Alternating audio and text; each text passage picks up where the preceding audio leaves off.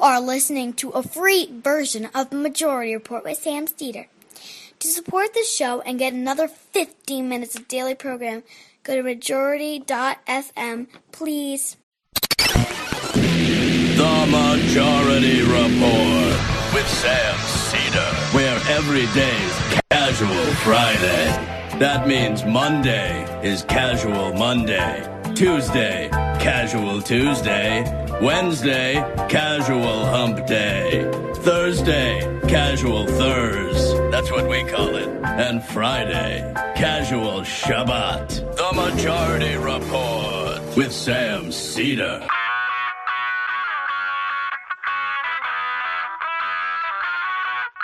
It is Friday, May 17th, 2019. My name is Sam Steeder. This is the 5-time award-winning Majority Report. We are broadcasting live steps from the industrially ravaged Gowanus Canal, in the heartland of America, downtown Brooklyn, USA. On the program today, it's Casual Friday, folks. Joining us, the host and proprietor of the Benjamin Dixon Show, Benjamin Dixon. Also on the program today, voice artist, apparently author, though arguably of the title of his book, failed musician, and voice of the Majority Report intro. Jon Benjamin will be here to discuss his forthcoming paper book version of his book. Whatever. Also on the program today, Trump tells the Pentagon he was just joking. He doesn't really want a massive conflict with Iran. Meanwhile, documents reveal that someone, quote, connected to Congress tried to convince Flynn from cooperating with the Mueller investigation. Virulent anti-choicer Wendy Vidder, the latest judge confirmed to the federal bench. Meanwhile, on the 65th anniversary of Brown versus the Board of Education, we now have 27 federal judges who have gone through their confirmation process, refusing to say whether they would have ruled in that same way on that case that talked about separate but equal. Nice. Meanwhile, the Government Accountability Office says Ben Carson broke the law with his HUD purchases. And the Russian GRU hacked into a Florida county voter database in 2016. We don't need to know the details. Chelsea Manning jailed for refusal to testify in front of a grand jury, facing unprecedented financial penalties as well as jail time. And in a bizarre self-own, Trump plans to release asylum seekers and immigrants in 2 Democratic districts. All this and more on today's Majority Report. Yes, ladies and gentlemen, it is Casual Friday. I am in a secondary location, being beamed into the studio. And this is, I'm in I think they call them the sandwich years. Is that what they call them? The sandwich years? Where you eat sandwiches? That seems to be forever, I think. But the years where, like, you don't only have your kids as as sort of like something that you got to work out, but it's also when you've got parents as well. It's a sandwich generation. So, what's that? Lots of responsibilities. Well, it's just it's going to involve a little bit of travel. So this something like this may happen with some increased frequency, not too much, but we have worked I think most of the kinks out. So, and also just another moment of house cleaning. You can support this program by going to jointhemajority.report.com. And you can also support this program wherein you become a member. You get extra content. You get ad-free shows. And you get to support the free show. Also, justcoffee.coop, fair trade coffee, tea, or chocolate. Use the coupon code majority, get 10% off. Get the Majority Report blend. Enjoy yourself, ladies and gentlemen. Also, if you are a Chapo Trap House member, check out the episode. I think it must have dropped yesterday. They have a quick turnaround, those guys.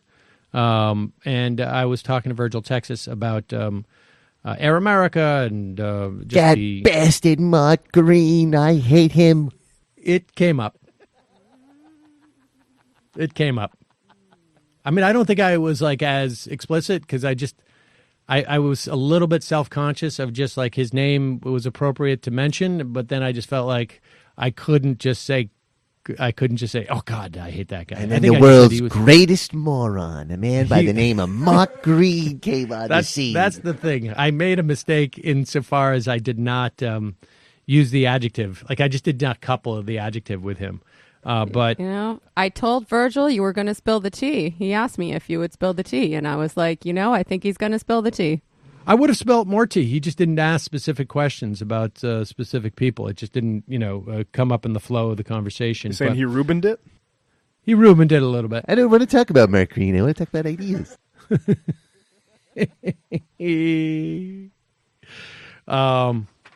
Speaking of ideas, so obviously the big news this week, or part of it, has been the series of anti-abortion, anti-choice laws that have been passed, really over the past 2 or 3 weeks, right? We've seen one in Ohio.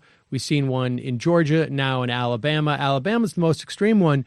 I want to just caution people a little bit about making this exclusively about the failure to exempt women from this law and doctors from this law because of rape or incest, because the real problem is that there is any prohibition against women having sovereignty over their own body.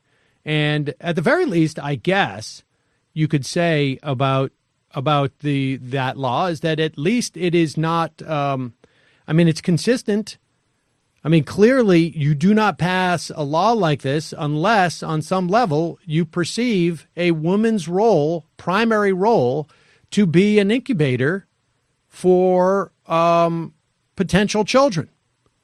And so whether they have conceived by choice, by accident, by rape, it really is irrelevant to these people. And because they perceive women fundamentally, and I do mean that word literally, because it is a fundamentalist Christian and religious, in some religions, other religions as well, view that their primary reason for existence is to be able to have God create babies through them. And so, I see people out there critiquing the law, and obviously it from a political standpoint, it has some expediency. But I'm not convinced that, part of the idea here is one that we've seen from Republicans and conservatives for frankly, for a couple of decades, that either by design or by just simply by result, that certain things are normalized because of how extreme the Republicans and the conservatives have become in attempting to push, in some instances, their theocratic views of government upon the rest of us. And in some instances, their, I guess, equally market fundamentalist views on us as well. But We should not normalize the idea of banning abortion, even if there is an exemption for women who have been raped and or are the victim of incest, or because their lives are in jeopardy.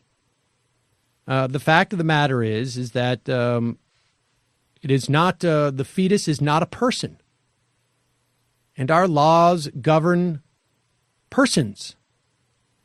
God's law may govern life, and God may have chosen to say, okay, it's okay that the four-legged life, they can be eaten, the plant life, they can be eaten, and the people who have committed certain crimes, they can be killed. And of course, we can kill people in war. We can kill people by overcharging for medications that could prevent their death. But I'm going to intervene here. I mean, we're not responsible as a civil society to maintain the perspectives, particularly in this country. In most countries, it seems to be the case as well. But we're not responsible to maintain other people's notion of what God's law is. Other people themselves can decide if they will abide by what they perceive as God's law and whether they perceive that God exists. But we live in a civil society.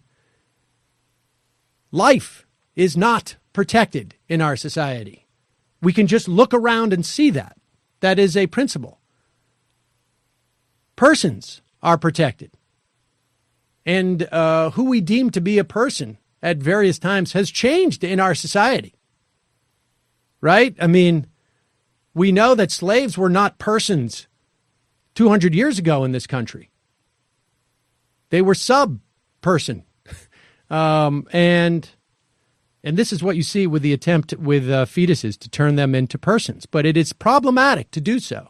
And that is why it's so difficult for them to pass these laws and have them work. Because when you have a person whose existence depends on another person so intimately, then all of a sudden you get conflicts that are unresolvable by civil law.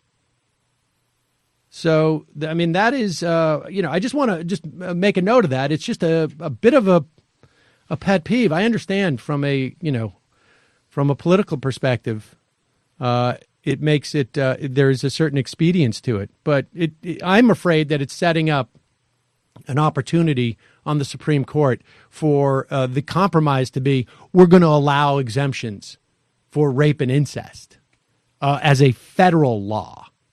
But I think, there is more and more sense that the political wing of the conservative movement is going to push the judicial wing, maybe even faster than they had themselves anticipated.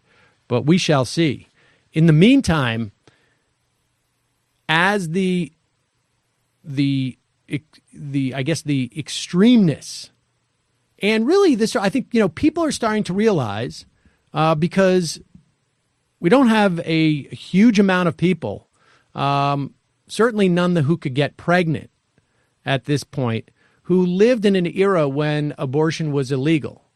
And I think there are many gains that we've made in society that later generations begin to just sort of take for granted. And now I think there's starting to become a little bit more focus as we get closer to a time where, without doubt, there's going to be a continued curtailment, not just even from a practical sense, but from a legal sense of the right of women to have sovereignty over their own body. And we're starting to see the implications of that, or starting to see the, to be able to more clearly imagine the implications of that. And it's not just, obviously, that abortions are illegal in certain states. Some states are passing laws that says it's illegal to cross state lines to get an abortion. It's not just that abortions are going to be illegal, exempted with rape and incest. That's possible. That's going to go away. But also, we're going to be losing. There's also a whole host of health issues that are involved in this, because you have laws that start to say, like, well, how do we know it was an abortion as opposed to a miscarriage. A miscarriage, right? I mean, how if it is illegal for an abortion, but a miscarriage and an abortion look very similar in terms of the end product, you're going to start having to, as a woman, register your miscarriages. But how are you going to register miscarriages unless you register your pregnancies? I mean, there's a whole host of things that are involved in this that are going to start coming a little bit clearer as we get closer to this moment, and maybe won't be totally clear until we get to the other side of it.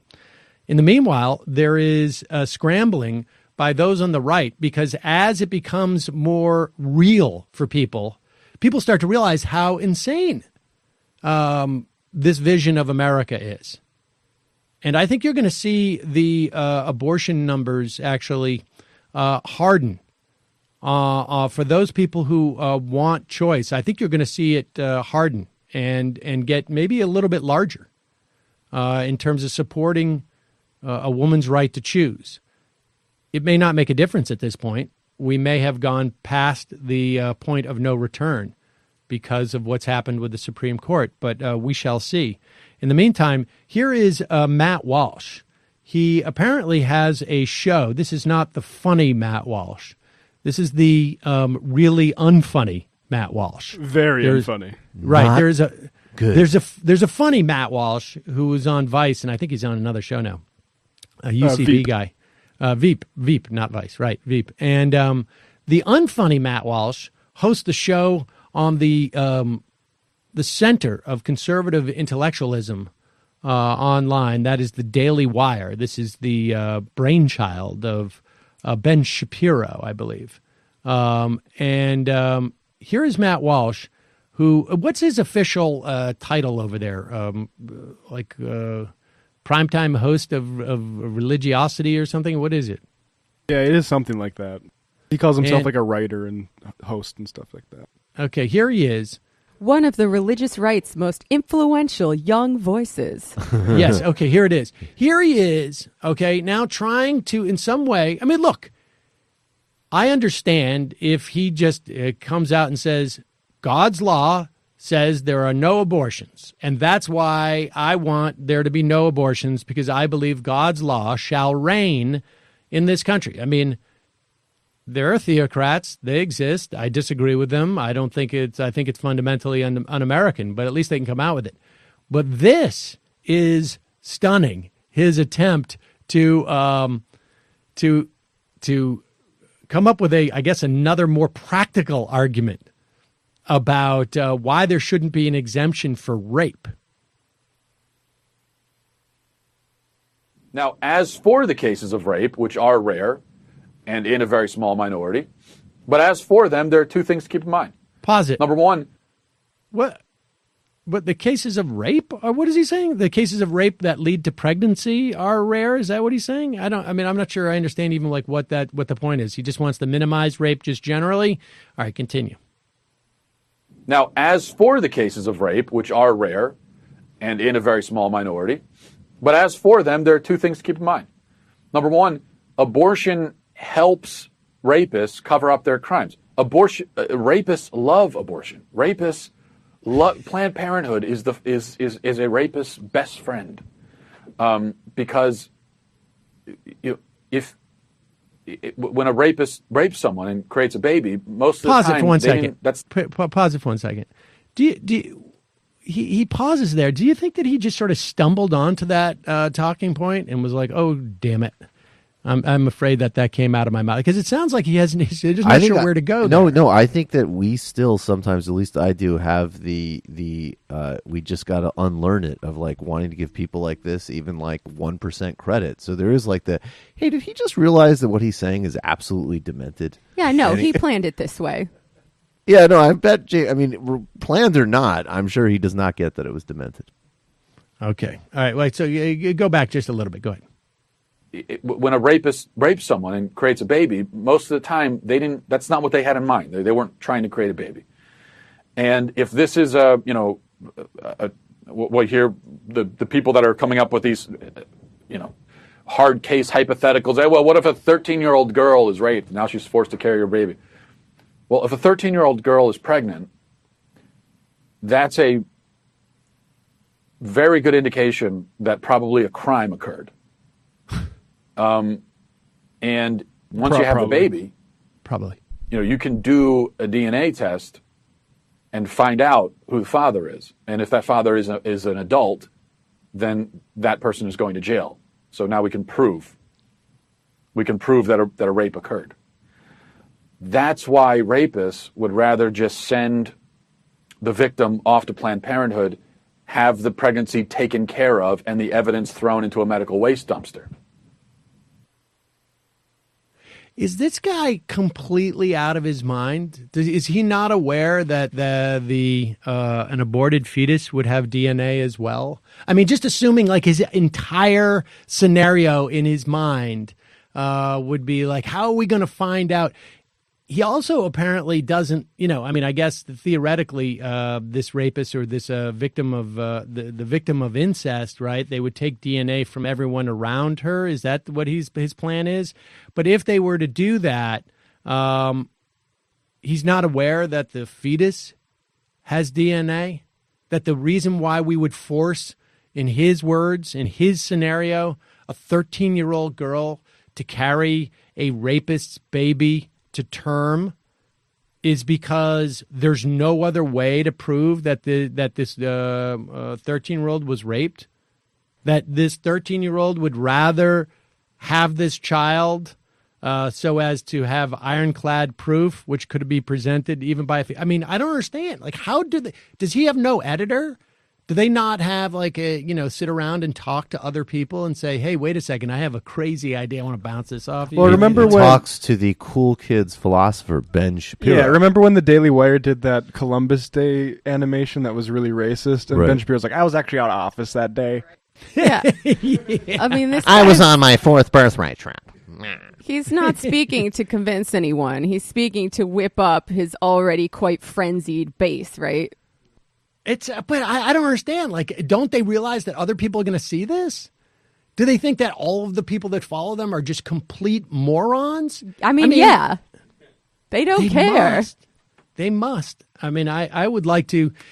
We will be taking calls later in the program. If you're someone who for a while thought like, hey, that is a good idea. We should make rape victims carry a fetus to term and force their pregnancy, force their birth, so that we can have evidence to convict the rapist. And that's the only way we'd be able to do that. If you're one of those people who for a moment or even still believe it, make sure you call in later in the program. In the meantime, one of today's sponsors is Skillshare, and anyone who goes to skl.sh, Majority Report 3 is going to get 2 whole months of totally free access to Skillshare's entire library, super quality online courses and tutorials. Skillshare is a vibrant online learning community that offers courses on everything from design to video editing, photography, businesses, technology, cooking, meditation, everything in between. There are Skillshare courses for everybody. You'll have no problem finding courses that are going to be useful to you both in your personal life and your professional life. Whether you want to sharpen your skills with something you already love doing or you want to learn how to do something totally new, Skillshare has you covered. They have courses for entrepreneurs, courses on computer coding, web development, personal nutrition, learning new languages, Photoshop, you name it. And not on this list, taking a professional style photo with your camera. Not with your camera, with your phone. My photo mojo has improved significantly in the past couple of days. What, are you putting music on for that? Oh, no, that was just for me. Oh, okay. Should have. But they also have classes on entrepreneur. All sorts of stuff. It's great. And you get 2 entire months of free access to every single course offered by Skillshare by going to skl.sh/Majority Report 3. Just think of everything you're going to have at your fingertips for 2 whole months. Again, that's skl.sh/Majority Report 3. I put a link underneath this video if you're watching on YouTube, same as in the podcast description. Let's take a quick break, and we'll be right back with Ben Dixon.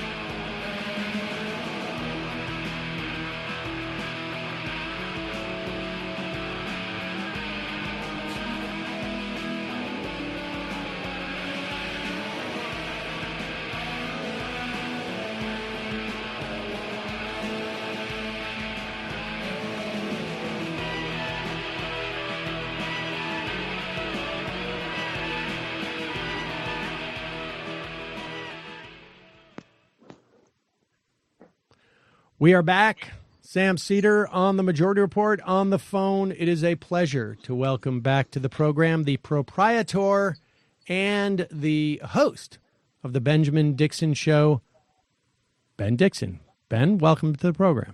Sam, always a pleasure. Thanks for having me.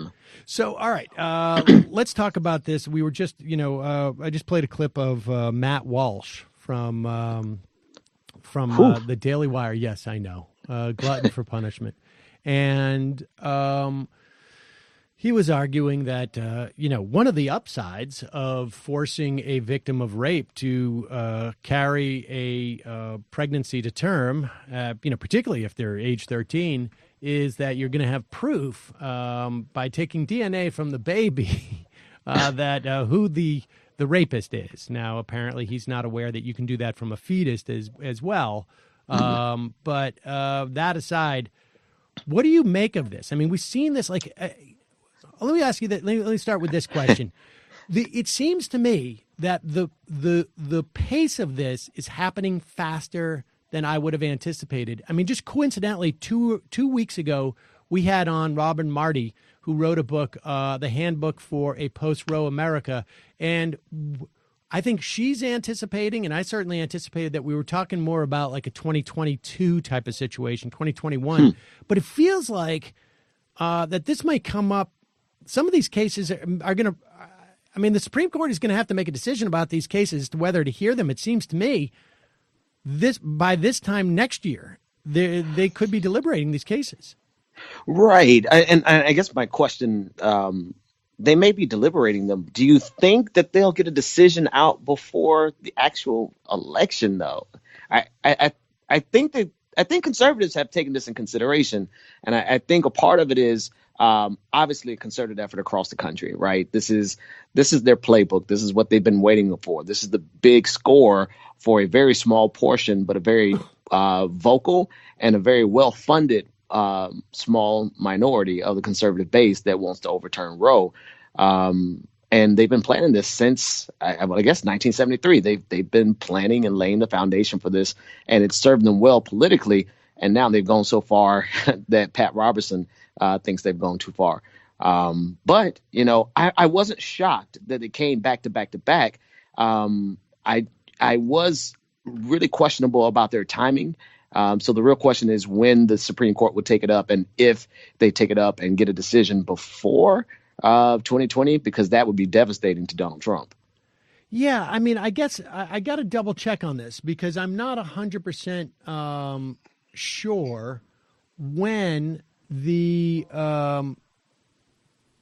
Alabama law is supposed to go into effect. Now, presumably, like if they passed it in such a way, it does not take effect in Alabama for 6 months. Okay. And so you can't challenge it, it seems to me, until it's about to go into effect. Right. I think. And so just presuming that you can't. Once it's about to take effect, I imagine they would go and look for a stay on this, and then they would deal with it. But if it's 6 months from now, maybe that's the idea, is it's going to miss the next term of the Supreme Court, and then it would actually be 2021's term. So, exactly. So that was my best guess, and I didn't want to speak on it because I have really no grounding in the timing that it takes to go from law to Supreme Court. But my best guess was that they did it at this exact moment because they feel like some of the outrage, once it gets out of the nature of our news cycle, as atrocious as this is, it's very likely that it will be out of, the rage will settle down in a couple of months. And if they timed it right, it won't get a decision until after the election. So they're trying to get their cake and eat it too. I'm sure they sat there and meticulously timed this out. So if I'm thinking like a conservative and they thought this out as the dark Sith lords that they are, they timed this perfectly to have the outrage die down and not get a decision until after the 2020 election. Well, and we should say it's not just a question of, whether the outrage dies down or not on the left. Certainly, it's going to keep that issue right in the forefront of the right. For the right, and it's basically going to say, like, look, and maybe that's why I don't know. Maybe that's why Clarence Thomas is. I mean, this gets into sort of all the politics surrounding Clarence Thomas too, right? Because if Clarence Thomas steps down after this term, and people should remember, the terms of the Supreme Court justices basically run from September to June or July is when they come out with their final decisions. So in the fall, they hear cases, or they determine whether they will grant cert for cases. They will listen to big cases. They can grant cert, I guess, throughout their term if they want to, but the bigger ones they will deal with in the fall, and then they will hear the oral arguments, and then they'll make decisions in June or July. And if Clarence Thomas resigns in the summer, Mitch McConnell will try and have him replaced by the fall. And then you've got 5 right-wing Supreme Court justices, all in their 40s. I think the oldest would be in like their early 50s, maybe. So they're looking at like anywhere from 30 to 40 years on the court with a 5-4 majority. That's all you would need. And then the idea would be, okay, so that's locked in. It doesn't create the same passion amongst the right for the Supreme Court, although with Roe v. Wade just sitting there, it very well might. I mean, this is the thing that I think in many respects may have won the election for Donald Trump, was that empty seat, and the idea that would not be 5-4 liberal to conservative. And but if Thomas stays on the court, that creates that dynamic of you want a conservative to replace him because he may not last another 4 or 5 years. Right. I guess the problem is that the conservatives are extremely clear on not only their agenda, but their strategy and their ability to get in line to implement that strategy over a 40-year period. And we have a disadvantage. What's that saying? I'm not part of any organized party. I'm a Democrat. Right. But that saying trickles down to everything, to leftists, socialists, and far leftists. All of us have that really radical and independent spirit that really does not give us the advantage that conservatives have. I mean, it's a good thing and it's a bad thing. That said, we don't really have the capacity yet, the infrastructure, the funding, or the long strategy game to counteract something like this. And the best strategy for us, I think it was Dave Ferris or Paris. I read his book, Time to Fight Dirty, and I interviewed him, is we need someone bold enough, a lot of someone's bold enough to get in there and pack the court, because we're talking about an entire generation. I mean, if I last 30 or 40 more years, we'll just now be able to undo some of the damage that Donald Trump has done in one term. Yeah, and not to mention he has already put more federal circuit, more judges on the federal circuit court than any other president at this point in their administration. 1 out of every 6, I think it is right now. He's delivering for a very vocal, and I'm surprised at the polling. Right, I wasn't that sure that an all-out abortion ban was so unpopular, like 25%. But that is a powerful 25%. The funding that goes behind it, the organizing that goes behind it, quite literally is the backbone of the evangelical right, and gave life to the Republican Party all over again back in the 80s, the opposition to Roe versus Wade. So, I mean, that's a powerful group that he's delivering for. Well, it's also, there is... It feels like this is like another situation almost with guns in some way, that the right seems to have like 3 issues that are of which the same people are single voter issues. You know what I mean? Voters, single issue voters, right? Like they being against abortion and having guns seems to be like their number 1 issues. Both of them are number 1. And that is there's 25% out there that are just like, these are the only 2 things I vote on. Everything else, I'll subscribe to, but if you tell me you're changing it next week, that's okay too. Like it used to be the deficit, guns, and abortion. And now Right. it's like, with the deficit, that's not that big of a deal. And that's what I was going to say. Like everything else, like look at what they're willing to tolerate. Look at the farmers who are doing terribly now because of Trump's trade war, right? But when they get in that voting booth, the question is, are they going to vote against Donald Trump? Well, if they fall back to their single issue, no, they're going to continue to vote. So they're willing to suffer tremendously in order to get these single issue passed and to stand behind what they believe. Yeah, I mean, I don't know if it's they're willing to suffer. They just assume that they won't. Like they just trust Daddy will save us. It's just that we need to be punished right now, so that later we can feel better. Yeah. I think it's probably. I mean, I don't know. It would be interesting to do some type of group psychological study on the way that people vote for Donald Trump, despite the fact. I mean, just like even the deficit thing. I mean, I'm perfectly happy to run up the deficit, although I don't know that, I mean, you need to, but I'm perfectly happy to. But it's amazing how this was like literally a religion for Republicans 5 years ago. And then they just decided, I'm converting to something. I just F that. I'm going to college. But we saw that coming, though. I mean, I think you've spoken about it plenty of times. Like it was a foil against Barack Obama. I mean, they didn't care about it when we ran it up for the wars. Actually, they didn't have it on the books, but we knew that was coming.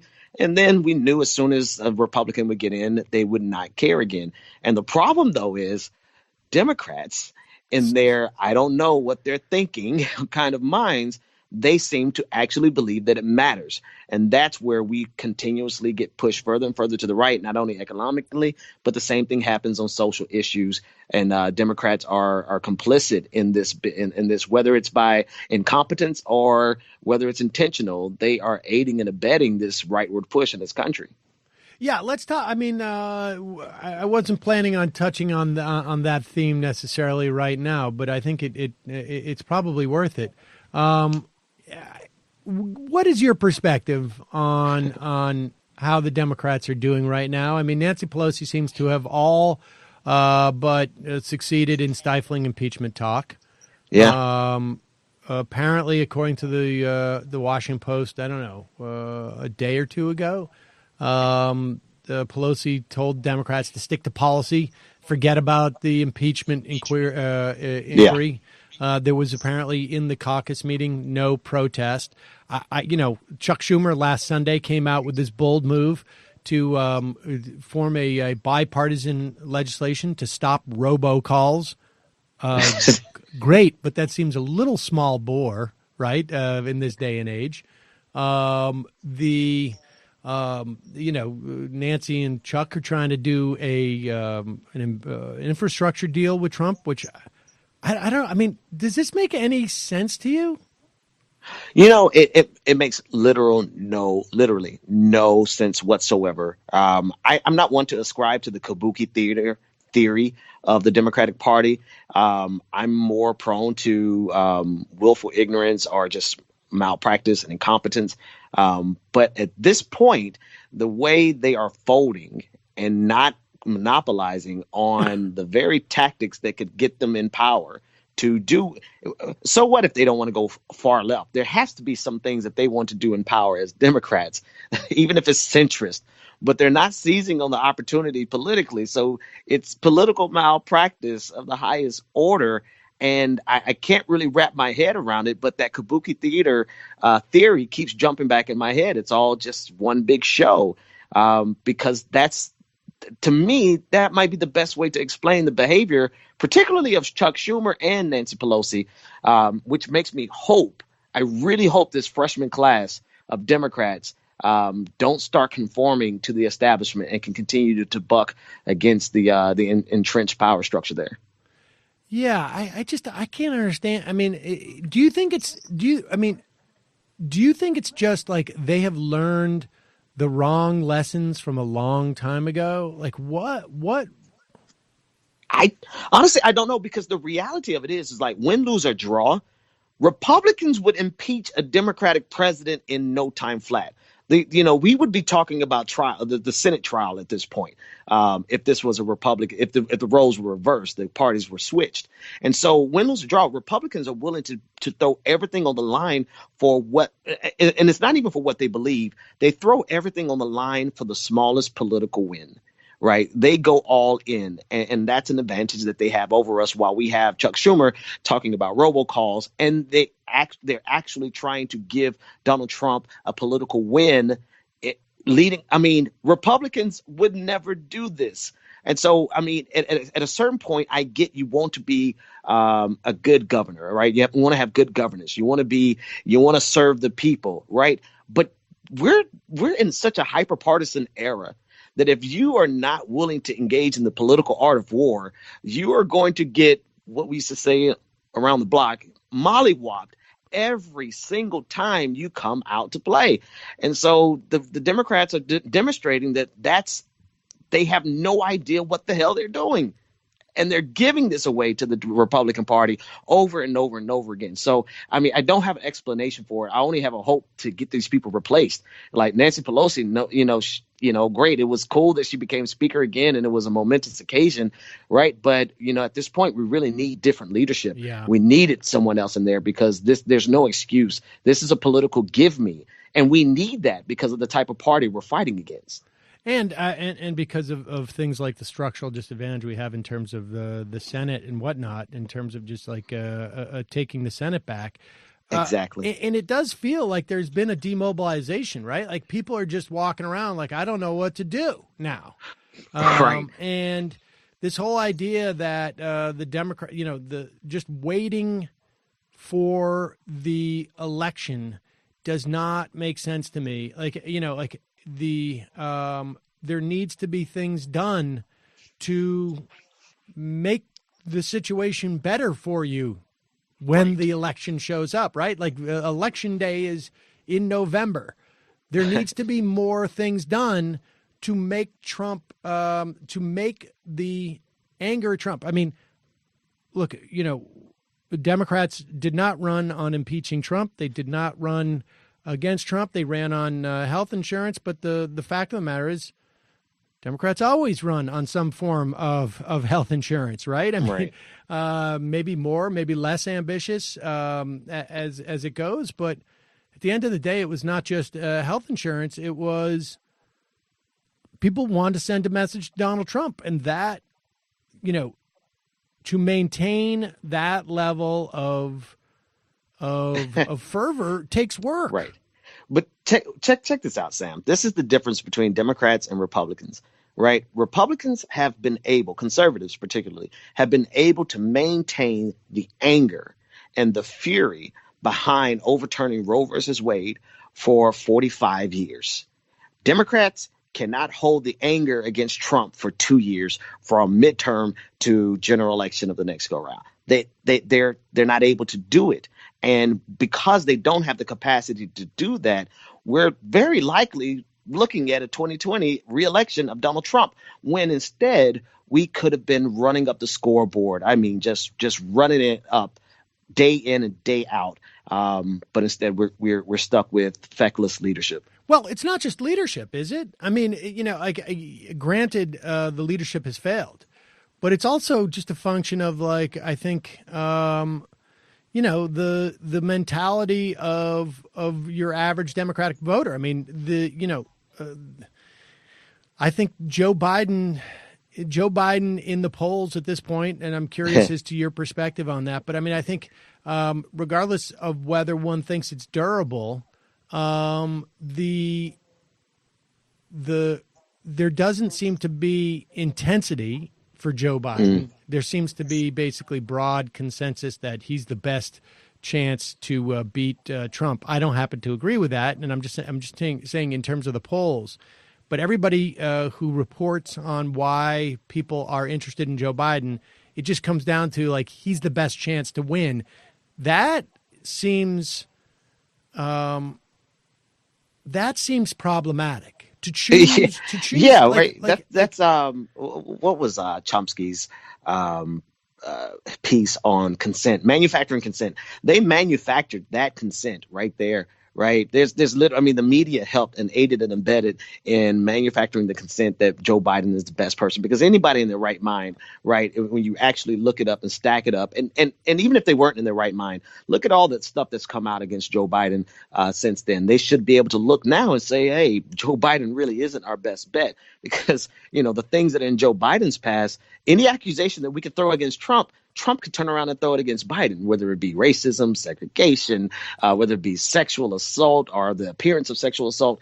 But there, you know, the leadership has manufactured that consent. What they have not manufactured is the rage that is necessary in modern politics on the left. I mean, we have it on the far left, but we don't really have it in this mushy center left kind of space that institutional and establishment Democrats exist in. So I agree that it's not solely the fault of leadership, but leadership and the media structure absolutely has the ability to manufacture consent, because we see it right there with that very high percentage that Joe Biden gets still, even after everything that's come out about him. Do you think that's a function of the media, or do you think that's just a function of Democratic voters who are just like, yeah, he was Obama's VP. Makes sense to me. He's been in the White House.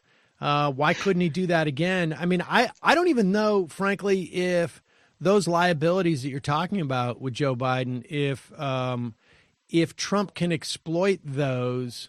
I mean, maybe he can, just insofar as depressing the Democratic turnout, right? Because that's what this election is going to be. Yeah. The question absolutely. is, what if you tell me what the Democratic turnout will be? I will tell you if Joe Biden will win, because the Republicans are definitely going to turn out. Absolutely. And the Democrats have to have a turnout numbers, like percentage, that they have to hit like close to 2008. And if they don't, I mean, look, Donald Trump won with less than Mitt Romney lost with. So if Democrats get close to 2008 numbers in terms of turnout, they're going to be okay. It's just the problem. And if it's dispersed in the proper way, the problem is that people, by the time we get to the end of the race, may be a little bit, Joe Biden may not be the guy who's going to be able to excite people to get them to turn out, because people are just going to assume he's just going to win. Yeah, I definitely follow your logic there.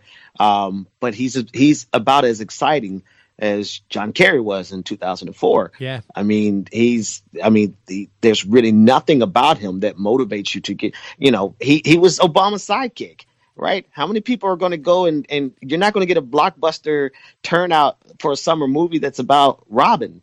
You're going to get it for Batman. And this is the assumption that they're going under, which is really tragic. They had the same assumption for Hillary Clinton, and she was far more exciting than Joe Biden ever would be.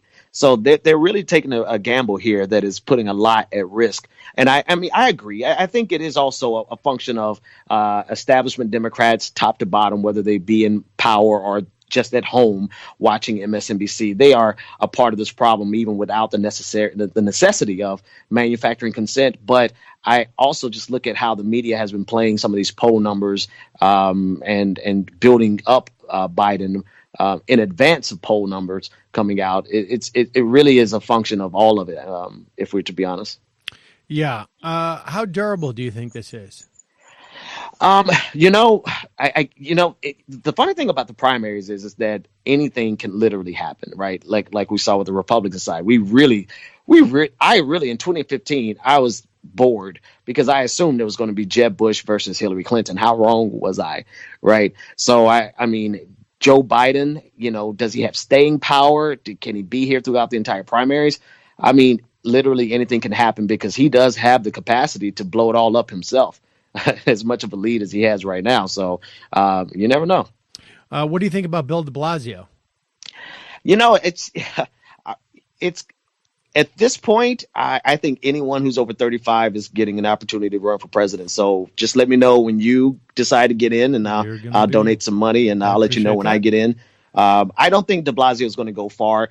There was one theory that I saw floating around on Twitter that I think might be worthwhile considering as we get a little closer to actual votes, was the diluting of the vote so that the superdelegates have more of an impact, because nobody they're really putting up really is resonating in a very substantive fashion, but the field is so watered down. If they all make it to Iowa, it'll be interesting to see like how watered down the votes really become.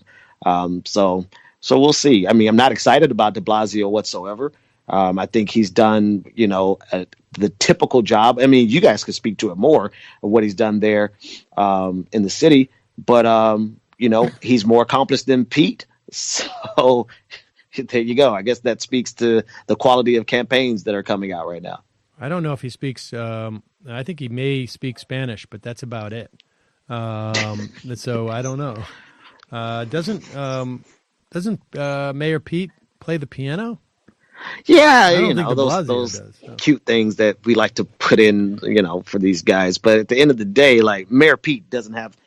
Let's just be real. Like Mayor Pete doesn't belong on the national stage, right? De Blasio would belong there before him. But cool. Maybe it's, we're. I would like to think that it was a knock against American meritocracy, but it's actually not. So it's really kind of part and parcel. Mayor Pete being on the international stage is part and parcel with the lie of meritocracy. So we'll see. All right. Well, we'll have more to talk about de Blasio maybe in later in the program. But all right. So lastly, let me just talk to you about this story in the New York Times that Trump basically told the Pentagon generals like he doesn't want a war with Iran. I mean, the smart analysis that I've heard has been that largely that Bolton and Pompeo have been basically trying to orchestrate a war with Iran by essentially engaging in a game of chicken with Iran and putting a brick on the accelerator, tying it and stepping away from the car and saying we're not doing anything. This is what happens. And basically telling Trump that, some version of you got to look tough. And Trump's saying, I want a deal. I want a new deal. Basically, they just want the same deal, but they just want to call it the Trump deal that is supposedly better than the Obama deal. But meanwhile, Bolton and Pompeo are setting the thing up so that, it's a very precarious contraption. And the Iranians are basically saying, well, we're going to get rid of Pompeo and Bolton by humiliating them in Trump's eyes. And it seems like that's sort of what's been going on if this report is true, that Trump is like, I don't want a war. I just wanted to, be a tough guy. I don't want to get into an actual fight. I was just trying to show off for my girlfriend. You know what? And God bless him, man. I'm going to be honest with you. If there's anything that we actually need Donald Trump to deliver for humanity on is his whatever is going to drive him away from conflict with Iran, right? Whether it's ego, whether it's a bruised ego, and John Bolton is getting out of hand and overstepping his bounds. And, Donald Trump absolutely does not like anyone taking the show from him. So maybe a bruised ego could help save us from going to war. Wait, whatever it takes. He's not the guy who sings Walking in Memphis? Okay, no, I want somebody different. Well, when I said Michael, I was actually thinking about Mike Flynn, right? Right. If you remember, I was it literally week 1 or week 2 of the Trump administration back in 2016 or 2017. They put Iran on notice. So there's a consistent theme in the Republican Party, the neoconservative branch of America, that has wanted to go to war with Iran for quite some time. Obviously, Saudi Arabia would be elated at that possibility. And here we are with those powers, the John Boltons, the Pompeos, the Crown Prince of Saudi Arabia. You have some significant powers weighing down on Donald Trump. And the real question is can he get a backbone and keep us out of war? Or will he stumble into keeping us out of war because of his ego? I don't really care how it happens, but I would literally sing his praises at least for a good week on Twitter if he manages to keep us out of war. Right. Look, hey, everybody, I totally screw everything up and we're not all dead. Exactly. I want a cookie. Benjamin Dixon said I did a great job. The neoconservative agenda really probably from as early as the mid to early 90s. The Project A New American Century and all those Pearl, was it, and Wolfowitz and Cheney and the whole gang.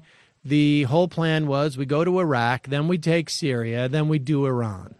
And on some level, that's more or less what's been happening.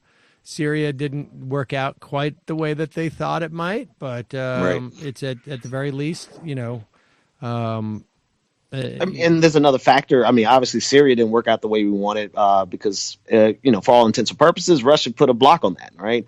And then also they would play a role here in Iran.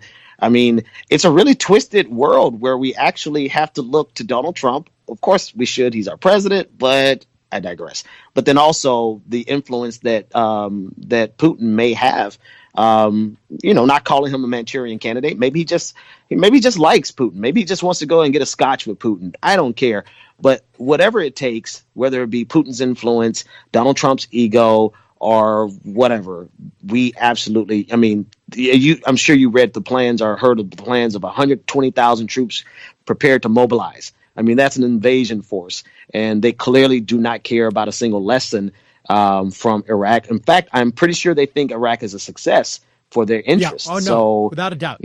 I think that 120,000 troop force, which was supposedly not for an invasion, that was what it would take just to support a bombing run so that you had enough troops to keep Iran from theoretically, I guess, invading Iraq or to contain them. And I think my sense is, from the stuff that I have read, that that's the military basically saying, like, just so you know, this is going to be a total shit show. And so you ask us to bring you a number. Here's the number. It's massive.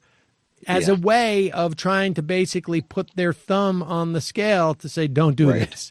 And, good for everybody who was involved in coming up with that number. Well, yes. And, but here's the thing. And this is what's so sort of like just mind boggling on some level, right? Like, it is literally one of those things like, hey, I didn't kill you. I never get credit for saving your life. It's like one of those deals. Like, Donald Trump, if he wasn't such a moron and was actually consistent with his position, would not have appointed Mike Pompeo and John Bolton to these things. But he saw them on Fox and was like, I'm impressed. I have no idea what they do, but I love the way they talk. I don't like the mustache, but that can be shaven.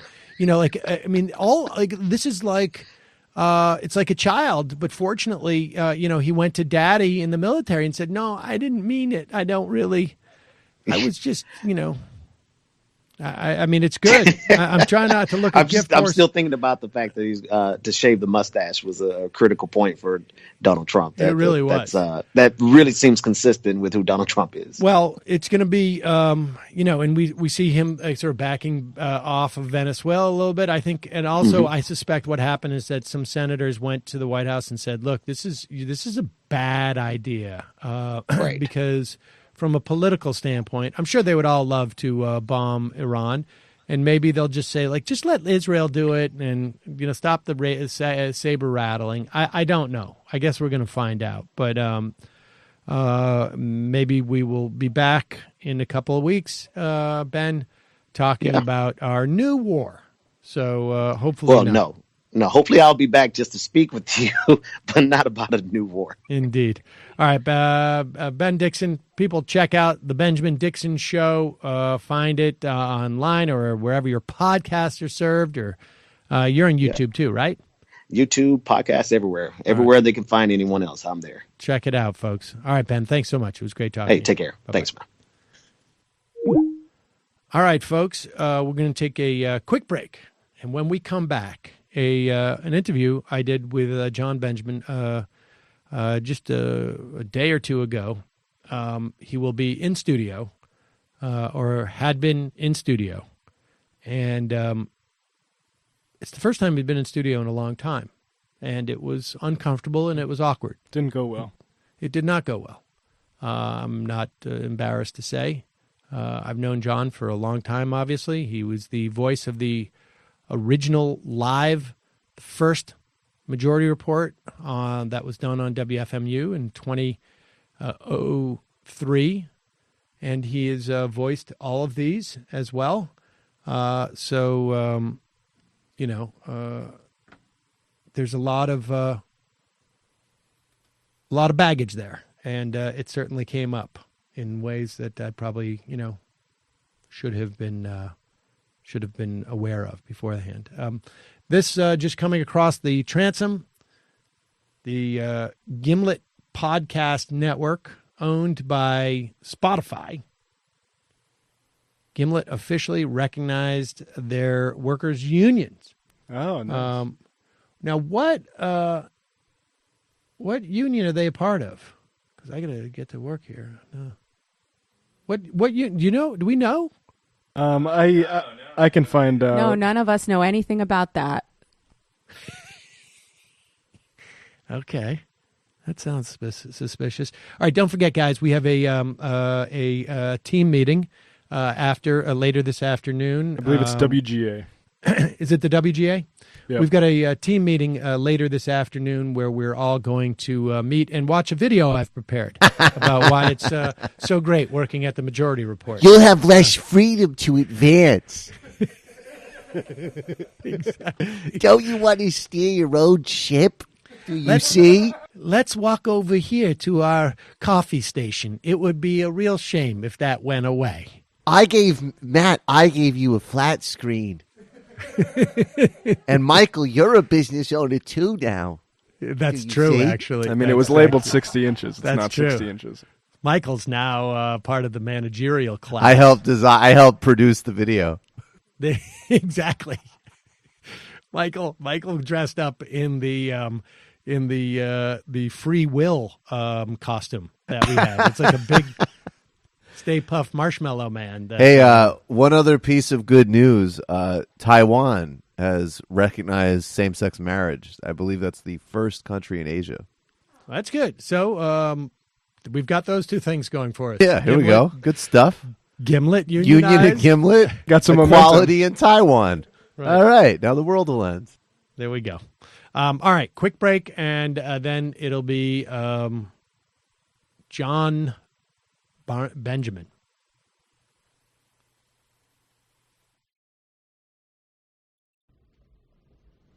We are back. Sam Cedar on the Majority Report. Next up on the program, ladies and gentlemen, I'd like to welcome back to the program Jon Benjamin, author of the book. It's a book. Failure is an Option. Welcome to the program, Jon. Thank you so much, Sam. So, Jon. Is it okay if I drink tea? Sure. The whole time? Yes. I mean, as in not talk, just drink tea.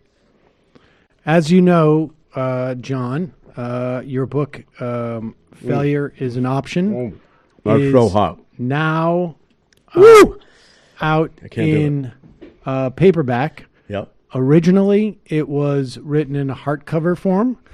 Prior to that, it was... Hard, not hard. And that hardcover came out, when was that, about a year ago? I think, yeah, it was about a year ago. And prior to that, it was written in the form of a sitcom script for AMC television that I had actually written. No. That was completely unrelated to the book, just coincidentally the name of your book. Have you never heard the expression failure is not an option?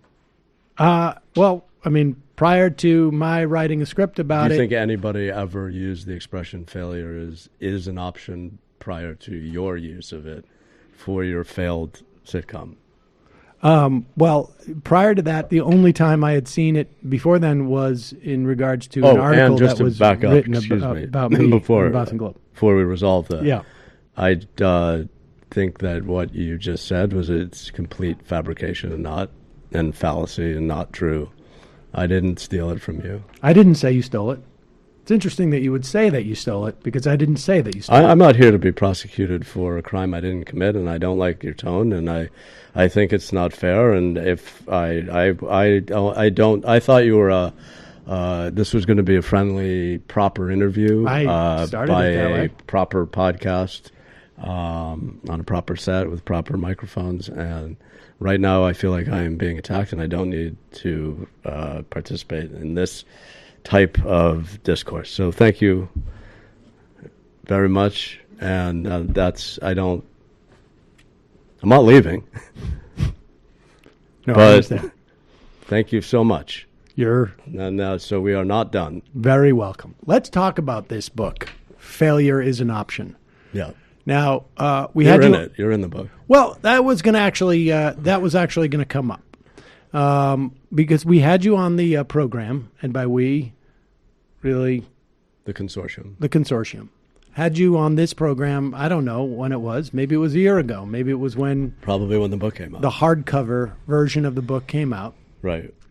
And I will concede that I had not read it yet, because I assume, like didn't- most of the guests you have on, you don't do proper preparation. well, For in your your interviews. instance, I was not in any way found the material compelling enough. When is to the read it. last time you had a guest on that wrote a book where you read the book?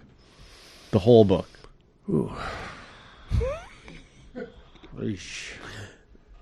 I mean, you don't have to read a whole book cover to cover to conduct an interview. I'll grant you that. But Right. you probably should skim. Well, I didn't. I'm going to concede now that I didn't even skim your book. I didn't even see the title. Frankly, I just read it off of a piece of paper that somebody gave me.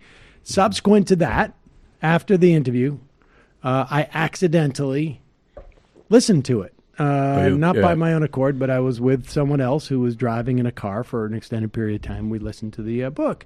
Who were you with? Steve. Steve. Guy named Steve. Is he a friend of yours, or is he a professional acquaintance? Professional acquaintance. Where did you meet Steve? At a store. You met him at a store. Yeah. You hadn't known him before. No, I had not. It was like a grocery store, or like a It was just a typical retail store. Home Depot or a Sure. Lowe's. Very You similar. met. Did very he work similar there? to- Part-time. But you didn't know that at the time. No. He I wasn't mean, wearing like a vest that said Steve, Home Depot. he actually had a name tag. He did. Yeah. It It was not, if I remember correctly, it was not pegged to any type of specific outlet. Mm-hmm. All right, but that's not the point. The point is, I listened to your book, and I found it interesting. A lot of the things actually sounded very familiar to me. I bet we've shared a lot of stories. There was a lot of stories in there that I recognized. In fact, there were a lot of stories that I was a part of. But oddly, my name only came up once in a very ancillary way. But there was at least 2 or 3 stories where I was literally the other person involved that you did not mention my name. I think probably you're referring to the one where the kid. I'm referring to multiple aspects of the book. Okay. I'll tell you the one that I assume you're referring to. The kid who tried to beat me up for a year. Well, that I don't really remember in, that story. In junior high school. The bully. The bully. I didn't even. Maybe I referred to him as the bully or the asshole. Or the fat kid. Right. That's possible. I didn't name you by name, but I think like any number one of those. Yeah. Well, let's go through some of these chapters because off the top of my head, and then the other one would be the Midnight Pajama Jam story. Well, okay, all right. So I'm glad. Were you named? Yeah, exactly. I was named in the Midnight Pajama Jam for a performance piece that I did with my calves. Yes, but I mentioned you. Like, I have to say, I'll give myself a ton of credit for mentioning you in a good light, whereas I did not mention you in any of the other stories, which would have painted you in a bad light because you would have been the one in the story that was always mean to me. That's interesting that you say that because I'd like to go through, and I don't understand how you did these chapter titles. They seem completely unhelpful in terms of how I failed at pretty much everything as a kid. I guess I just don't have the right thing here. I don't. So you're reading it wrong. But then you showed a good example of how you were to me always just now. Well, I guess my point is that, wow, there's a lot of failures in option books. Boy, you really... I'm looking this up here, and it's unbelievable. There's one written by Philip Van Son. Philip Van Son. There's another one about mission control. No, that's failures. Not that would be problematic, right. But that's probably true, right? Well, I mean, for instance, the story of the script you wrote. Space program. The script you wrote with your friend. Oh, yeah. That was a great story. Yeah, that was a good story. Yeah, that was a great story. But you were only like peripherally involved. I was the co-writer of the script. That's true. You probably helped. I probably did most of it. I think I pitched it and went... It was my idea. You were against it. No, it was my idea. No. I specifically know where I got that idea. No. It was from going down with Mark Morris to his grandmother's house in Boynton Beach. Oh, the show might have been your idea. But the story was my idea. Oh, yes. Yeah. The story was your idea, but I was there the entire time. Why don't you tell people just briefly what we're talking about? The summary of the story was that you probably got a script deal to write a sitcom script. I don't think you came up with the idea. No, I did come up with the idea, but I think we probably pitched it together. Okay. Which was a story about... Conan O'Brien's company. Yep. Was about two young guys who... down in their luck, right? Unemployed friends who go visit their grandmother or one of their grandmothers, and then decide that they could live cheaply in the gated community in which their grandmother lived. The retirement home, right? Early retirement, I think is what we called it. And then after that, shows I think have been made. Oh, of course, a show has been made with that premise. Of course. And the story in my book was you and I. Well, not you and I. The story is you, my friend, and some nameless my friend person. And I. Right. Brilliant. Right. My friend and Subject I went. A, right? Or something. My friend and I went down to Florida. Right. To my brother-in-law's father and mother's gated community. Right. It's interesting to me that you get so specific about brother-in-law. Because that's a specific person, as opposed to the way that I was addressed in that, which is just like friend, another guy. No, random guy. Did I say friend? Maybe. Well, pull it up. Okay, I bet it says like who knows. It doesn't say like a guy and I went. It does not say a guy and I went to Florida together. All right. Well, fair enough. Keep going with the story. It probably says a friend, which is probably a proper terminology, just like a brother-in-law. It really wasn't just. I wasn't going as a friend. It was a professional. The whole story is about a professional story, right? It's like you were commissioned. It wasn't like you were commissioned to do a script and you brought along a friend. It was. I probably said my friend and I were writing a script. I just didn't name you. Right. And then what happened? What happened in the story? Well, maybe it was very just peripheral that I was involved in it. But go ahead. Let's see what the rest of the story is. So then the story was we went down, and when we met the parents, my friend and I, when we met them, I had an idea that I proposed to my friend because my brother-in-law's father, nice Jewish man, was telling us stories about how he wrote the annual play that was put on by the community. Yeah. And they were like musicals or parodies, like, I'm trying to think of what they were. They were literal examples. Yeah. It was like Jewish jokes. Right. Pun in that. Like, I'm trying to think of something from like Oklahoma or something like that. Like, oh, well, right. They would be. You're right. Yeah, right. It would be like something matzo ball soup, matzo ball soup, and right, guys and matzo ball soup, right? Exactly. Dolls. Right. Yeah, it's not right. a good example. All right, so he So he, when I think we were out to a Chinese Annie food. would have been like Franny or something like that. But anyways, good. There's examples in the book. I think Right. I remember because he sent them to me. Mm-hmm. To us. I have his work. Like Right. he's passed away, and I have his place. No, I know. So I was there. we went out to eat with him at a Chinese food buffet, and I think proposed the idea at the buffet. I remember with that. you, saying we should, instead of writing it ourselves, pay out of a portion of our money the brother-in-law's father, to write the whole script. And then turn it in. As a joke. As our work. But as a joke. Yeah. I mean, because we went on to write the script. We did. Right. Well, we wrote after he wrote it. Well, we wrote it simultaneously. We handed in the... Oh, did we? Yes. I forgot that in the story. Well, yeah. You also forgot to mention I remember that the friend. I was the other guy. remember the friend. Right. It was you. Just general friend. It was you. I mean, it's just weird to read these stories. And then you recorded the phone call we had with David Kissinger. That's right. The son of Henry Kissinger. That's who's, correct. Head of Conan O'Brien's production company, who had to give us notes on that old Jewish man's and A.J. script. Morowitz, I think. And I just remember them saying, we feel like you wrote what you thought would be funny to us. And what we want is you to write what you think is funny to you. And we were like, really? And it was like 65 or 70 pages. I remember. And 12 to be like 12 pages of it. pages.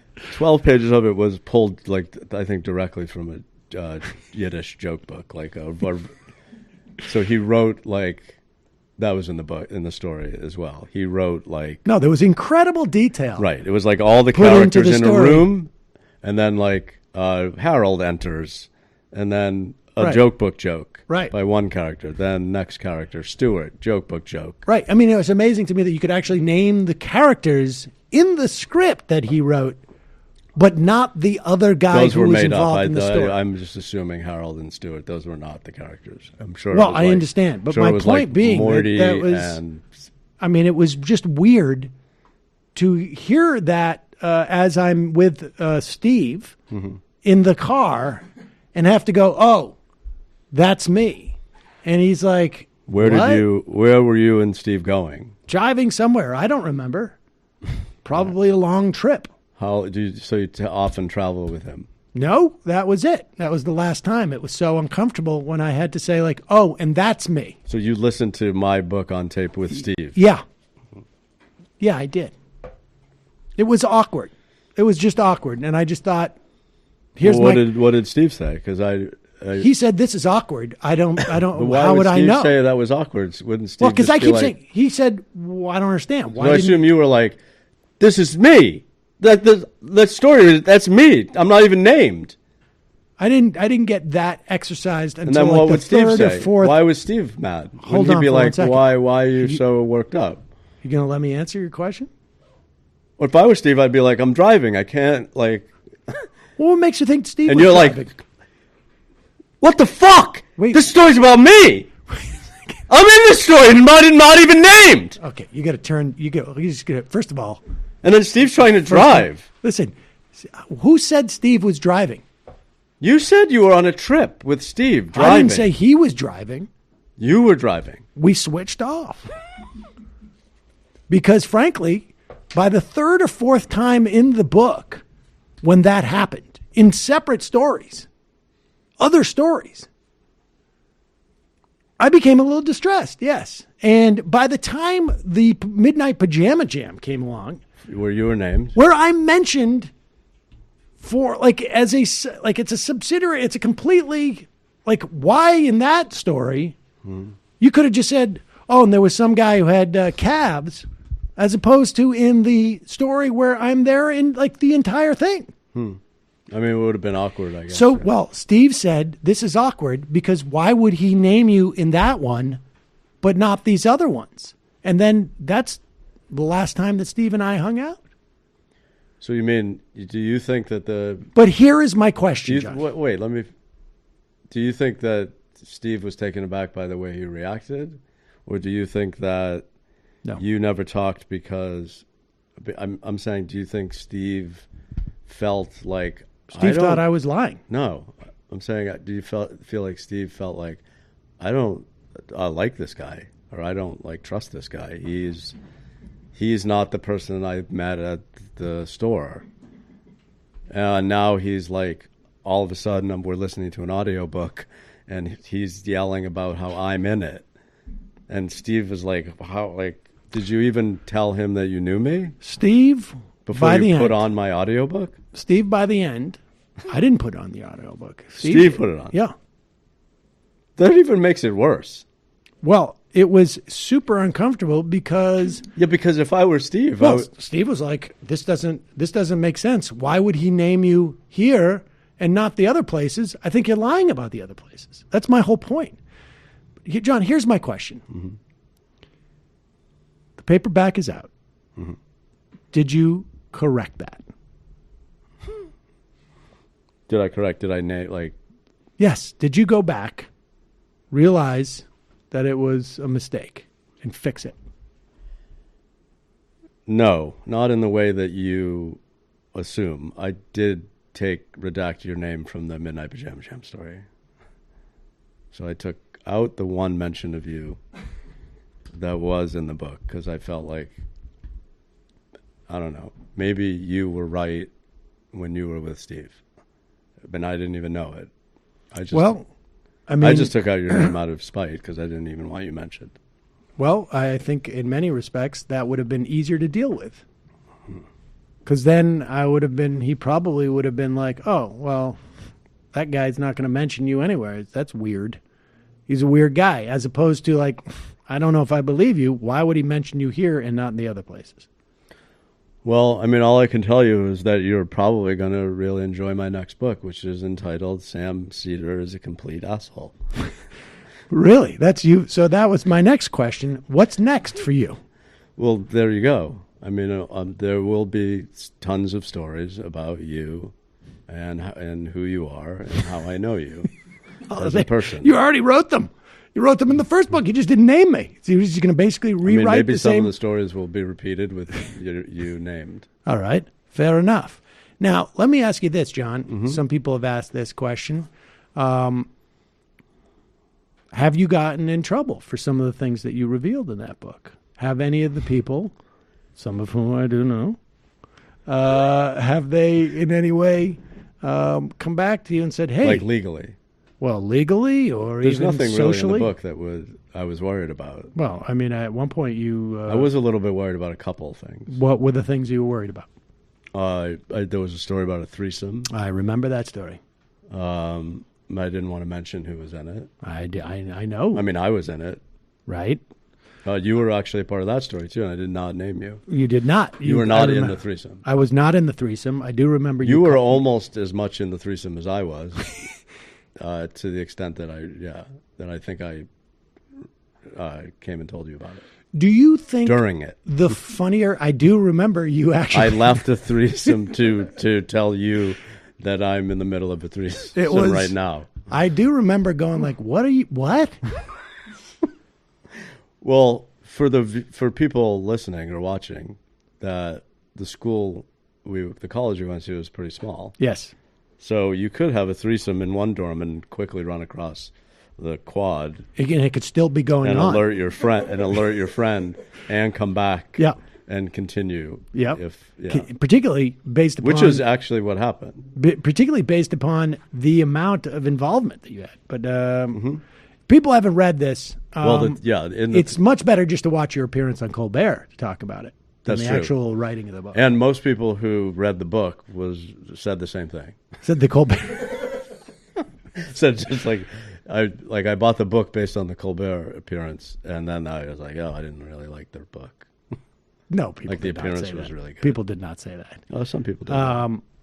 What do you prefer? Do you prefer writing it or voicing it?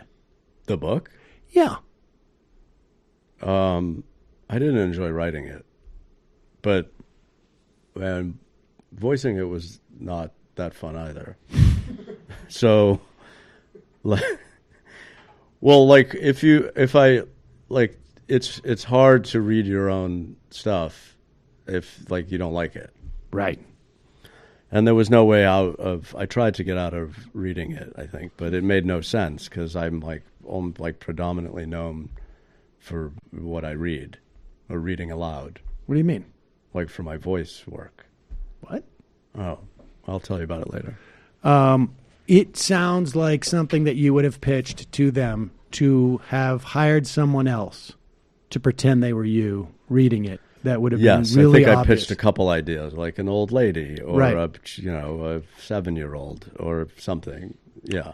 I'm almost shocked. And I think that- it probably got down to like it's in your contract that you have to read it because it's the only reason we hired you to write it.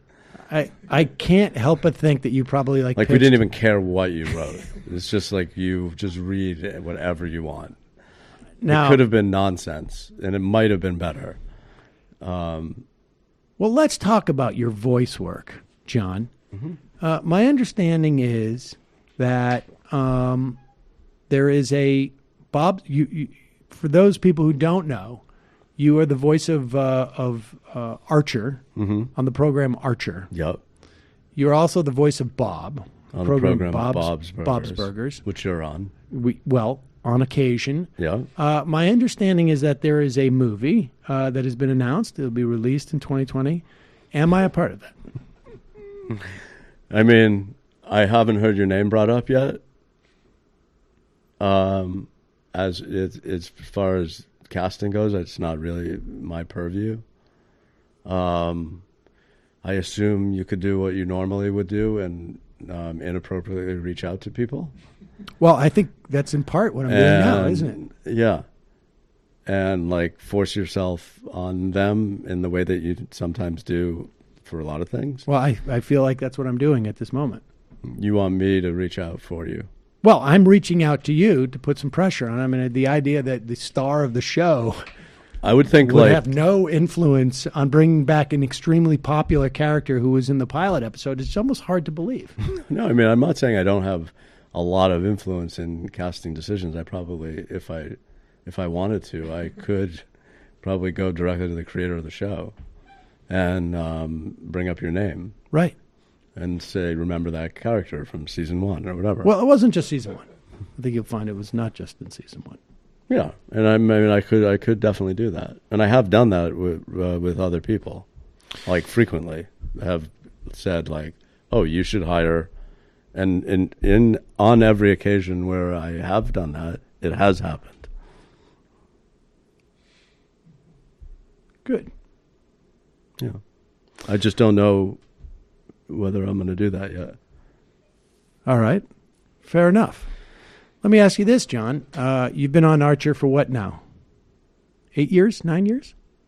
I did just think about it, and no, I'm not going to do that. All right. I don't think I'm going to contact the creator about that. Well, you know what? You don't need to make a decision right now. Well, so you can just think about it a little bit more. Okay. I mean, I think I just did, but I think I.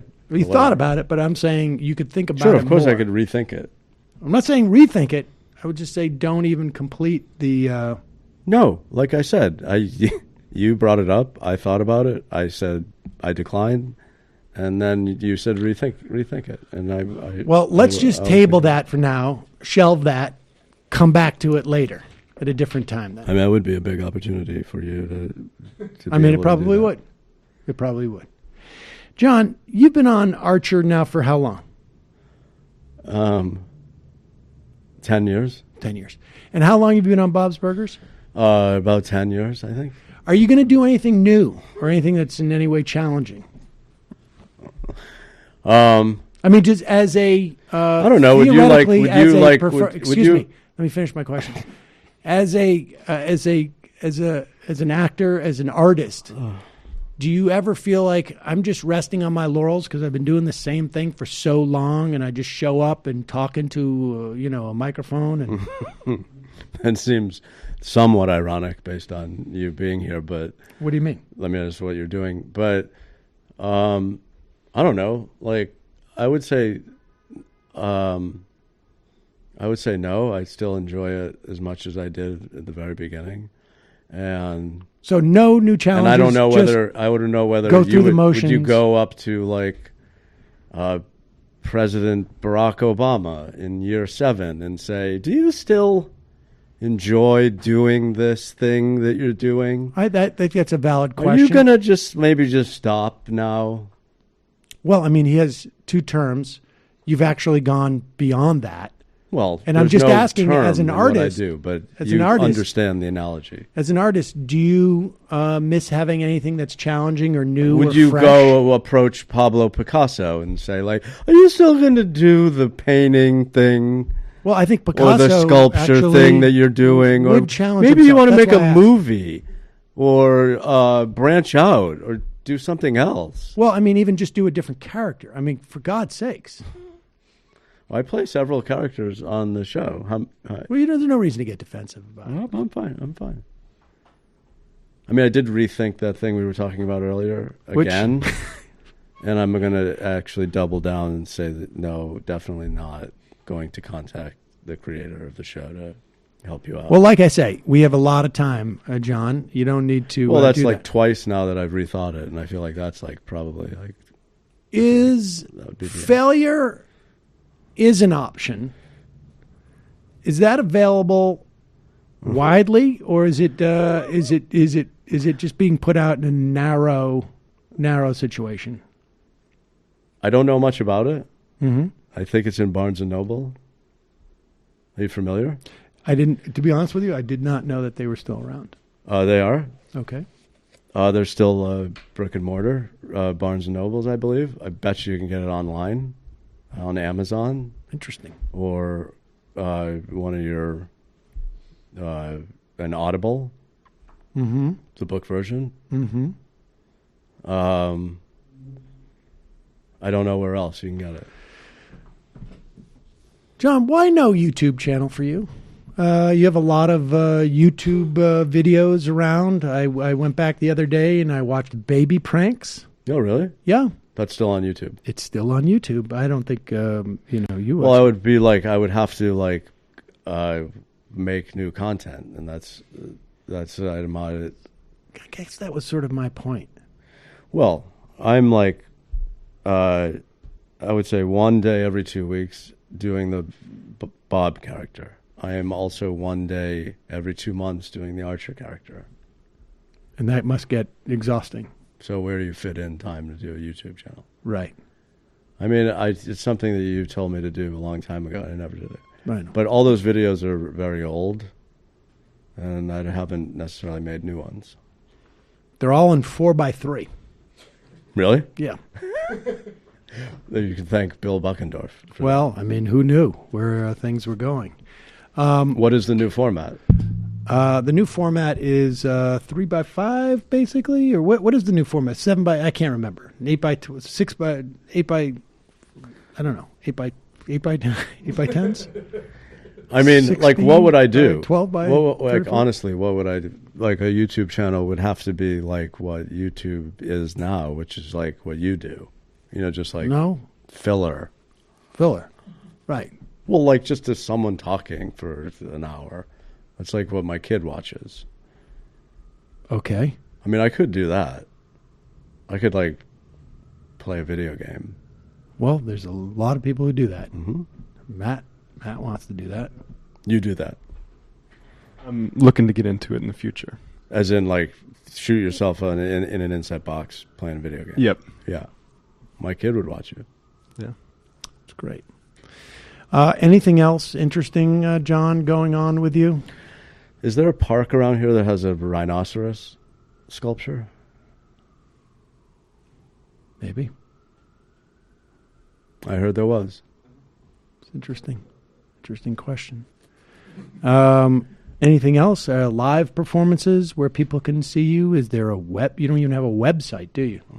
No. What do you mean? I have a job. I mean, I have a job. I don't need a website. I have a job. Well, do you perform live? Is there places people can see you live? Do you go up to your postman and say, like, you have a website? A lot of postmen do. Do you go to your the guy in your building, the super, and say, like, do you have a website I can take a look at? Well, I mean, he has a job. He's doing something. I talked to a lot of performers and comedian types. Mm-hmm. They all have websites, John. Okay. Yeah. I'm not doing it.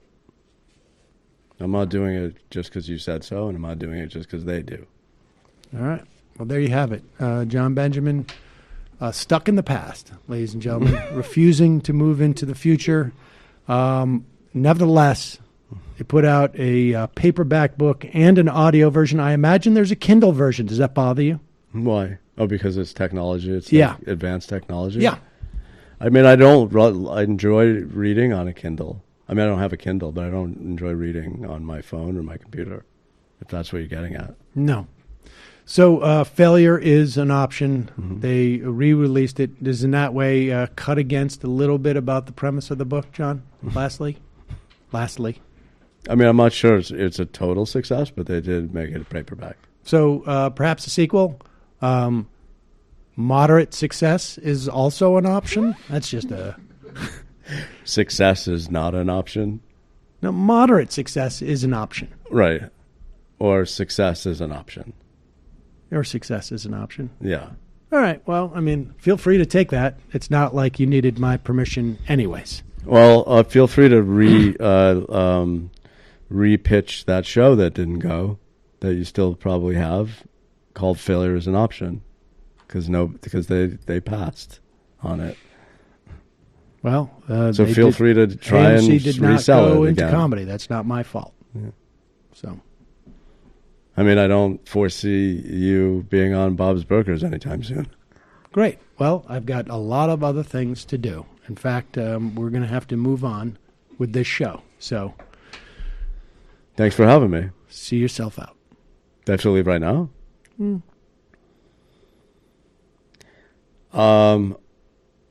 I can't get up because I went poo-poo in my pants. Quick break. We'll be right back after this. All right, folks. What? I just want to say in response to, I guess, some of the feedback that it's true, and the tension between these two is real. It's very uncomfortable anytime they interact, and there's nothing ironic or comedic about that. Sam and Jon Benjamin hate each other to the point where I really wonder why we do this, because it's painful for everybody. Well, sometimes a little bit of pain is good to flush the system. No, that everything you saw in that interview is completely true. And that is actually, Michael, the chair you're sitting in now. It's actually the chair that John was sitting in. Well aware. And, I'm well aware. Michael's going to sage the place later. eBay it this weekend. I sage it every day after you guys leave. I come back from the gym and sage out all the bad energy. It's going to take a lot more sage. John actually told the story in his book, Failure is an Option. I think it was in that story that he had a problem on the 405 highway in California, and it's not a problem that's just I should say restricted to cars. So, like I say, Michael, that is the seat that he was sitting in. In fact, Indeed. my daughter, when she was young, we should unionize. You and I as management? Well, my show shouldn't be, because it's kind of like a fast-moving independent enterprise, but a sclerotic incumbency show. Yes. Nice try. Nice try. The my daughter actually. I'm trying to see if I can find it. When that happened to John, John told my daughter the story, and she made this this song, which I turned into a ringtone. Hold on, here it is. Jon Benjamin has diarrhea. I don't care if you know just diarrhea, my little Yeah, I don't know what she was singing. The sort of projects that you've produced for your daughter to harass your friends are definitely your greatest comedic accomplishment. That is the phone ring when John calls me. The Jon Benjamin Has Diarrhea song, which maybe we should be selling on Spotify or something like that. All right. In the meantime, that's really funny. I can see why she got into that performing arts high school. Yeah, that's exactly the case. Yes, she came up with that herself. I don't know what the other words were. The other words were in the song. Folks, just a reminder, this show relies on your support. You can become a member of The Majority Report by going to jointhemajorityreport.com. When you become a member, you get extra content every day. You get no advertisements on the show. And you feel good about yourself for supporting this program. Every day we bring you long-form interviews, more often than not. Some days we just do a roundup of news stories. There's been a lot of news, obviously. We are looking to expand a little bit. We may have a new offering for you soon. But we will have more information on the future. And your support helps us do that and grow. Also, don't forget, justcoffee.coop, fair trade coffee, tea, or chocolate. Great company, 10% off with the discount code MAJORITY. You can get the Majority Report blend. Michael, today it's Friday, as you know, which is followed by the weekend. Indeed. Then Monday happens, and then Tuesday. So correct. Tell us about Tuesday, or the one that happened prior to today. Emma Vigeland, Iran's hidden revolution, Joe Biden's BS, got into a lot. Pretty bad lefty, Chad Vigorous, is coming in on Tuesday. He's brilliant, incredibly funny guy. His podcast, The Discourse, is really good. We'll probably be doing some pundit paper grading and talking about a bunch of other stuff. This weekend, I think we're going to unlock it because we did a sort of in-depth primer with Trita Parsi on what's happening with Iran, but also got into like what's happening in the internal politics of Iran. And next week, a primer on Hezbollah. So patreon.com/TMBS, Michael Brooks Show on YouTube. Lots of clips up there now. Jamie? This week on the Antifada, we speak with Samuel Stein, author of Capital City, Gentrification, and the Real Estate State, about why the global housing crisis is happening right now, how it exposes the inherent contradictions within capitalism, and what we can do to fight back, both within a capitalist framework and looking toward a long-term communist horizon, incorporating examples of how they run things in actually existing socialist countries like Cuba. He also explains the term real estate state and why Trump is the apotheosis of it. And in the patrons-only bonus, we tell some of our wildest housing stories, including the time Sam's landlord literally went to jail for trying to murder a tenant and still got to keep the building, but then Sam was evicted for an illegal sublet. And Matt. Literary Hangover, The Song of Hiawatha will be up on the YouTube channel tomorrow, so subscribe and check that out. Next week, probably earlier in the week, I'll release the Margaret Fuller episode. She's an early feminist and socialist in the sort of related to the transcendental movement, but she transcended the transcendental movement. And that'll be also available for everybody next Saturday. Who transcends the transcenders? I wish that after you said that, you played, I don't know why, but just Herman Cain going, "Please don't talk over me," which is what liberals do. We might see more from Herman Cain in the next couple of days, actually. I'm looking forward to that. Why is that? I think I saw something on Twitter. I'm going to check it out, see if it was funny. But I think he was a part of that capitalism versus socialism thing that they did on Fox Business yesterday. Richard Wolff was there too. I should try and check that out. All right, we're going to take a quick break. Head into the fun half. 646-257-3920 is the number. We'll be right back after this. You are in for it. All right, folks, 646-257-3920. See you in the fun half. Are you ready?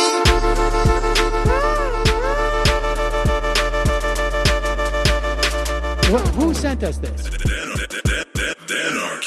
Alpha males are back. Boy is back. And the alpha males are back. Just as delicious as you could imagine. The alpha males are back.